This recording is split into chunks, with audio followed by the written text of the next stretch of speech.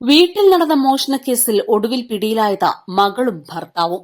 തെന്നല മുച്ചിത്തറ കുന്നത്തേടത്ത് നബീസുവിന്റെ വീട്ടിലാണ് ഞെട്ടിക്കുന്ന സംഭവം നടന്നത്. കേസിൽ നബീസുവിന്റെ മകൾ സബീറ, ഭർത്താവ് കോഴിച്ചന പുനത്തിൽ അബ്ദുൽ ലത്തീഫ് എന്നിവരെയാണ് Tirurangadi police inspector K T Srinivasan arrest ചെയ്തത്.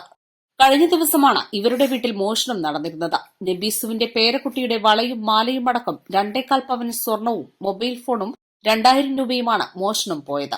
മാല നബീസുവിന്റെ വീട്ടിലെ ഗ്യാസ് സിലിണ്ടറിന്റെ അടിയിൽ നിന്നും പോലീസ് കണ്ടെത്തി.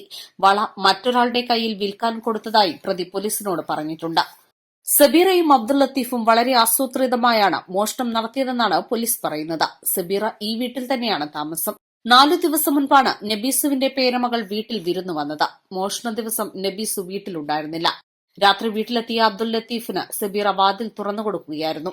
തുടർന്ന് മോഷണം നടത്തി ഇയാൾ രക്ഷപ്പെടുകയായിരുന്നു. East live, Tirurangadi.